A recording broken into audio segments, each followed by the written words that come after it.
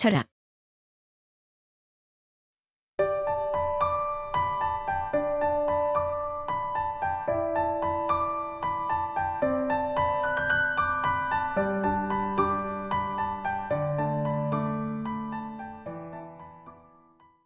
일.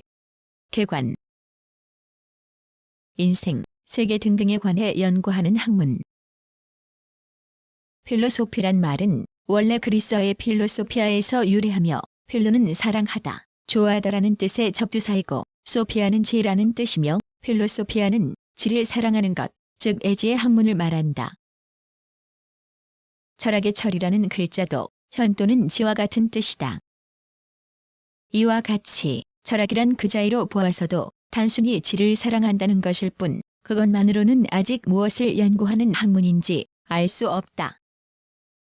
철학 이외의 학문 가운데 그 이름을 듣고 그 내용을 전혀 알 수 없는 학문은 드물다.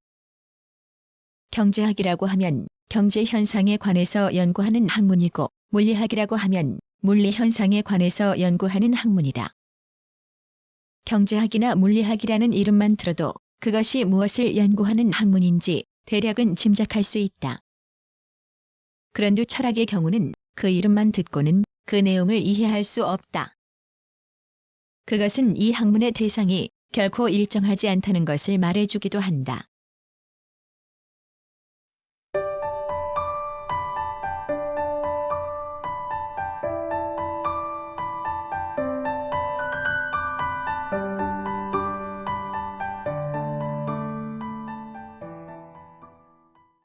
이. 대상. 철학은 BC 7세기경 그리스에서 비롯된 학문인데 그 시대 이후 현대에 이르기까지의 서양의 철학 사상의 변천 과정을 보아도 일정한 연구 대상이라는 것이 없다. 각 시대의 철학은 각기 다른 대상을 연구하였다. 우선 고대 철학을 보면 소크라테스 이전의 초기 그리스 철학의 연구 대상은 자연이었다. 당시 자연은 생명을 가지고 있고 스스로 움직이는 것이라고 생각되어 오늘날 우리가 생각하는 자연과는 상당히 달랐다. 어쨌든 자연이라고 하는 것이 철학의 대상이었다. 그런데 BC 5세기 후반 소크라테스 이후에는 철학의 대상이 자연이 아니라 인간적인 사상이 되었다. 그리고 인간 영혼의 선량함이 문제가 되고 윤리적 문제에 관심을 기울이게 되었다. 소크라테스는 그 이전에 자연을 대상으로 삼은 철학을 부정하고 자연에 관한 지식은 잘 산다는 문제에 있어 아무런 의미도 없다고 생각하였다. 소크라테스의 뒤를 이은 플라톤이나 소크라테스는 인간적인 사상에 관심을 기울일 뿐만 아니라 자연에 대한 고찰도 병행하여 장대한 철학 체계를 구축하였다. 고대 철학의 말기, 이른바 헬레니즘 로마 시대의 철학에 이르면 철학의 대상이 더욱 한정되어 어떻게 하여 자기의 안심 인명을 구하는가 하는 일상적이며 실천적인 문제가 중심이 되었다. 스토아 학파와 에피쿠로스 학파의 철학은 이런 경향을 두드러지게 나타낸다. 중세에 와서는 철학의 대상이 인간도 자연도 아닌 신이었다. 중세를 지배한 것은 그리스도교였으므로 중세 철학이 종교적 색채를 강하게 띠고 신에 관한 고찰을 중심 문제로 삼았다는 것은 당연한 일이다. 근세로 오면 철학의 대상은 또 변화한다. 근세는 중세와는 달리 인간이 중심 문제로 나타나는 시대이다. 인간이 자기에 대하여 자신을 가지고 인간 자신의 입장에서 일체의 문제를 새로이 생각하려고 한다. 이와 같은 시대 풍조에 따라 철학은 우선 인간의 인식이라는 것을 문제로 삼는다. 즉 인간은 과연 무엇을 어느 정도로 인식할 수 있는가를 탐구하는 것이 철학의 가장 중요한 문제가 된 것이다. 따라서 이 문제에 대하여 인간은 이성적 인식에 의해 진리를 파악할 수 있다고 생각하는 알데카르트를 비롯한 합리론자와 인간의 인식이 성립되기 위해서는 경험이라는 것이 필요하다고 생각하여 인간은 경험을 초월한 사항에 관해서는 인식할 수 없다고 하는 제이, 로크를 비롯한 영국 경험론자가 대립하게 되었다. 칸트의 철학은 이 합리론과 경험론을 종합, 통일하려고 한 것이며 여기서도 이 인식이 하나의 중심 문제가 되었다. 이와 같은 인식 문제는 현대에 이르기까지 근세 철학의 중요한 과제가 되었으며 19세기에서 20세기에 걸친 기간에도 철학의 과제는 제반 과학의 기초 부여에 있다고 생각하는 싱칸트 학파와 언어라는 것을 분석하여 언어가 가지는 문법적 형식에 속아 우리가 잘못된 사고에 빠지는 것을 방지하는 일이야말로 철학의 과제라고 생각하는 분석 철학 등도 역시 인식의 문제를 철학의 중심적 대상으로 생각한 것으로 해석할 수 있다. 그러나 이에 대하여 근세 철학 가운데는 인식이라는 문제를 철학의 중요한 대상으로 생각하지 않고 이와는 다른 대상을 다루려 했던 철학도 있었다. 이를테면 19세기의 G.W.F. 헤겔이나 K. 마르크스에게서는 철학의 중심적 대상이 역사였다고 말할 수 있다. 역사라는 것이 어떤 법칙에 의해 움직이고 있는가를 탐구하는 것이 철학의 가장 중요한 문제라고 생각한 것이다. 헤겔은 이른바 인식론적 철학을 평하여 인식하기 이전에 인식하려고 하는 것은 물에 들어가기 전에 수영을 익히려고 하는 것과 같다고 신랄하게 비꼬았다. 19세기에서 20세기에 걸친 F.W. 니체, H. 베르그송, W. 델타이 등의 이른바 생애 철학은 비합리적인 생을 중시하고 그 생을 파악하는 일이야말로 철학의 과제라고 생각하였다. 또한 S.A. 케르케고르, K. 야스퍼스, M. 하이데거, J.P. 사르트르 등의 이른바 실존 철학은 인간을 타인과 절대로 바꿀 수 없는 실존으로 파악하여 인간이 어떻게 하여 자신의 자유에 의해 사는 방법에 대한 결단을 내리는가 하는 것을 철학의 중심적인 과제로서 고찰하려고 하였다. 이와 같이 철학사에 나타나는 많은 철학을 보아도 거기에는 결코 일정한 대상이라는 것이 없고 각 철학은 서로 다른 대상을 탐구하면서 모두 한결같이 철학이라 부른다. 그러므로 우리는 철학을 그 대상으로서 규정할 수 없으며 다만 애지의 학문이라고 말할 수밖에 없다.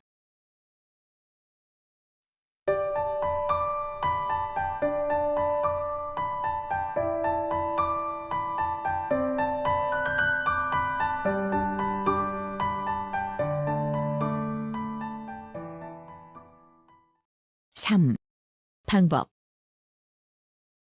대상의 측면에서 철학을 규정할 수는 없더라도 많은 철학이 한결같이 철학이라고 하는 이상 거기에는 어떤 공통된 것이 있을 것이다. 그리고 이 공통된 것이란 대상을 다루는 방법에 있지 않은가 생각할지도 모른다.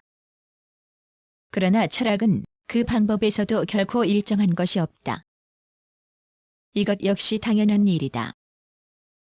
왜냐하면 많은 철학이 연구하는 대상이 각기 다른 이상 그 대상을 다루는 방법도 또한 다르다는 것은 자연스러운 일이기 때문이다. 예컨대 신을 대상으로 하는 철학과 과학의 기초부여를 대상으로 하는 철학 사이에 공통된 방법이 있을 수 없다는 것은 당연하다. 철학사상의 많은 철학에서 천차만별의 방법을 찾아볼 수 있다. 어떤 철학은 연역적인 방법으로 체계를 조직하려 하였고 어떤 철학은 반대로 귀납적인 방법을 중시하였다. 또 어떤 철학은 실제의 참모습은 다만 직관에 의해서만 파악할 수 있다고 생각하였다. 뿐만 아니라 칸트의 선험적 방법, 헤겔이나 마르크스의 변증법적 방법, 이후설의 현상학적 방법 등 많은 철학자가 각각 다른 방법을 철학의 올바른 방법이라고 생각하였다. 이에 비하여 철학 이외의 제반과학은 동일한 방법을 취하고 있다. 철학에는 공통된 방법이란 없다.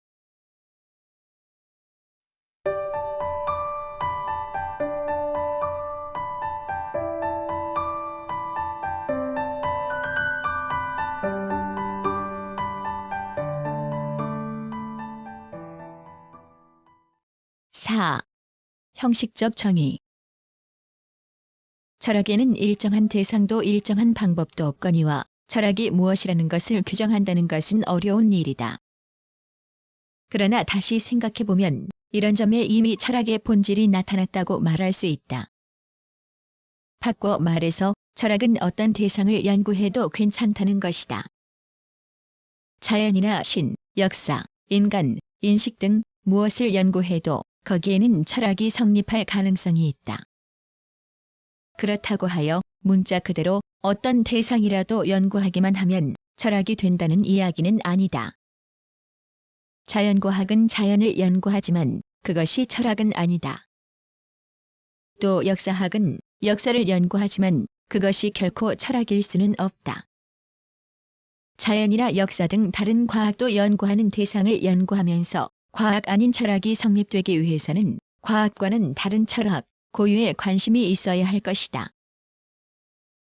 그 관심이란 인간이 인생을 살아감에 있어 반드시 해결하지 않으면 안 될 가장 근원적인 문제와 해결하려고 하는 마음가짐이라고 할 수 있다.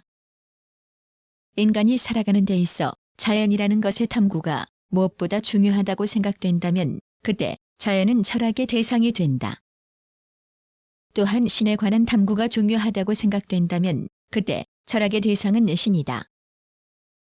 이런 점에서 볼 때 철학이란 우리가 세상을 살아감에 있어 가장 중요하다고 생각되는 것을 탐구하는 학문이라고 정의할 수 있다. 원래 이 철학의 정의는 형식적이고 그것만으로 철학이 무엇이라는 내용을 밝힐 수는 없지만 철학의 대상이 일정한 것이 아닌 이상 철학에 관해서 이러한 형식적 정의 이상의 것을 제시할 수는 없다. 다만 이 경우의 정의는 넓은 의미로 해석되어야 한다. 세상을 살아감에 있어 가장 중요하다고 생각되는 것은 대개의 경우 인생관이나 세계관이다. 따라서 위에서 말한 정의를 좁은 의미로 생각한다면 철학이란 인생관, 세계관을 탐구하는 학문인 셈이다. 예로부터 철학은 대개의 경우 인생관, 세계관을 수립하려고 하였으나 그렇다고 모든 철학이 그렇다고는 말할 수 없다. 철학은 인생관이나 세계관과는 전혀 관계가 없다고 생각하는 철학도 있다. 과학의 기초부여나 인식 문제를 철학의 중요한 과제라고 생각하는 철학이 이런 종류에 속한다고 말할 수 있을 것이다. 그러나 이러한 철학도 또한 넓은 의미에서는 역시 인생에 있어 가장 중요하다고 생각하는 것을 대상으로 한다고 할 수 있다. 과학의 기초부여를 철학의 대상으로 삼는 철학자는 과학이나 과학적 사고방식이 이 세상에서 중요한 것이고 따라서 과학의 기초부여가 인생관, 세계관의 문제보다 중요한 것이라고 생각할 것이기 때문이다. 과학의 의의를 낮게 평가하면서 과학의 기초부여를 철학의 과제라고 생각할 사람은 없을 것이다. 그리고 인식의 연구를 철학의 과제로 생각하는 철학자는 우리가 어디까지 인식할 수 있는가 하는 문제를 먼저 해결하지 않고서는 인생관이나 세계관의 문제를 해결할 수 없다고 생각할 것이다. 따라서 인생을 살아감에 있어 가장 중요한이라고 하는 말을 넓은 의미로 해석한다면 위에서 말한 형식적 정의는 모두 철학에 합당할 것이며 철학에는 다른 학문의 경우처럼 일정한 대상이 없는 이유를 이해하게 된다. 그것은 차라리 철학이라고 하는 것의 성격이 필연적으로 요구하는 것이기도 하다.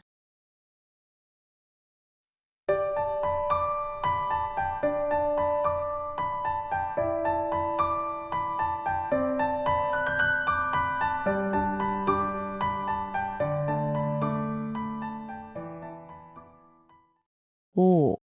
철학에서의 진보. 일반적으로 과학에는 진보가 있어도 철학에는 진보가 없다고 말한다. 물론 철학에는 다른 학문의 경우와 같은 의미에서의 진보가 없음은 부정할 수 없다.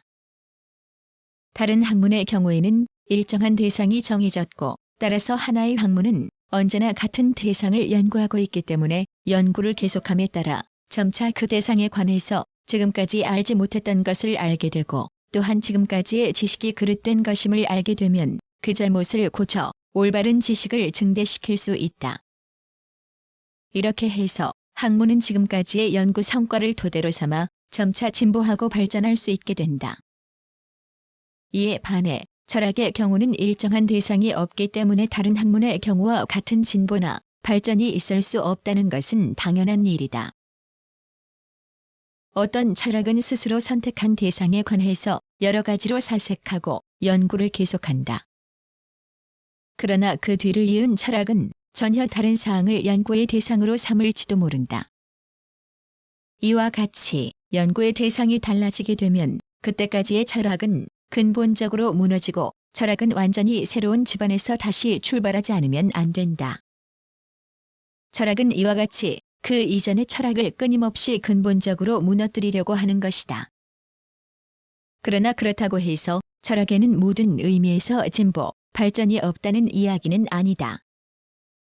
철학은 오히려 그 이전의 철학의 집안 자체를 반성하고 그 집안을 무너뜨려 새로운 집안 위에 새로운 입장의 철학을 구축한다. 이와 같은 새로운 집안이 끊임없이 새로 발견되고 있다는 점에 철학의 진보가 있는 것이다. 철학사상 철학의 대상이 여러 가지로 변화해왔다는 것은 이미 말한 바와 같거니와 그 변화가 제멋대로 이루어진 것은 아니다. 그 이전의 철학이 듣고 섰던 집안을 반성함으로써 지금까지 연구해온 철학의 대상이 실은 최선의 것이 아니었다는 것을 자각하고 이 자각에 의해 새로운 대상이 철학의 대상으로 선택되어 왔다. 따라서 철학의 대상이 변화해왔다는 바로 그 점에 어떤 의미에서의 철학의 진보가 있다고 말할 수 있다. 철학사상 위대한 철학은 모두가 새로운 집안을 발견하고 새로운 입장에서 철학의 문제를 탐구하였다. 언제나 근원적인 문제에 관해 회의를 느끼고 과거의 철학의 집안을 무너뜨리는 데 철학의 본질이 있다. 따라서 이런 점에서 다른 학문과는 근본적으로 다른 철학의 특성을 발견할 수 있다. 그래서 철학의 연구는 철학사의 연구와 별도로 생각할 수 없다. 현대의 철학 문제를 이해하는데도 그 문제가 지금까지의 철학에 대한 어떤 반성에서 생긴 것인가 하는 것을 이해할 필요가 있기 때문이다.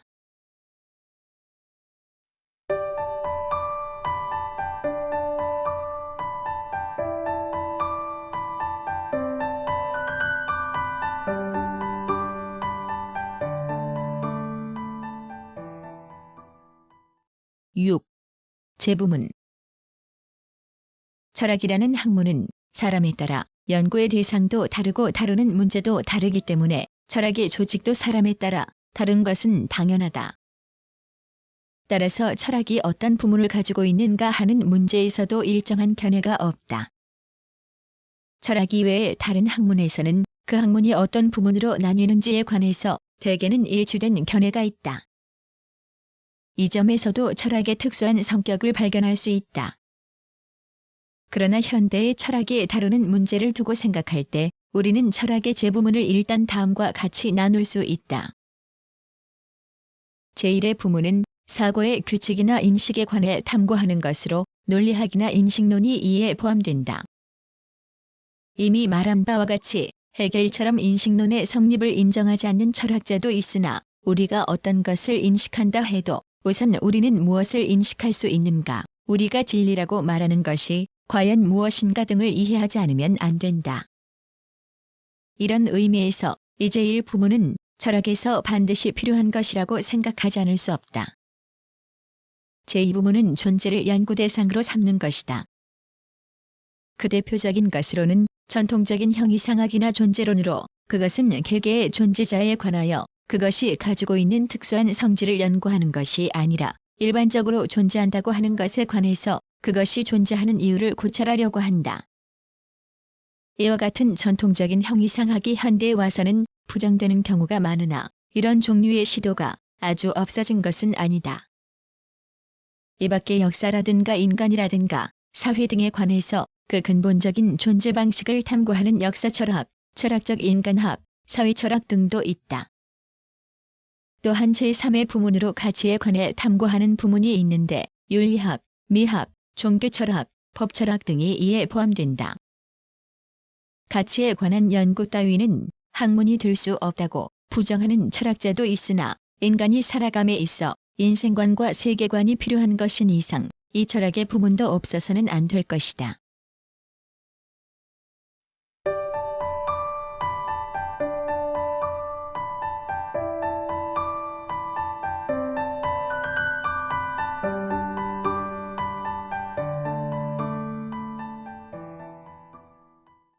구성, 나그네의 구석구석 여행. 낭독, 글 읽어주는 고지혜. 들어주셔서 고맙습니다.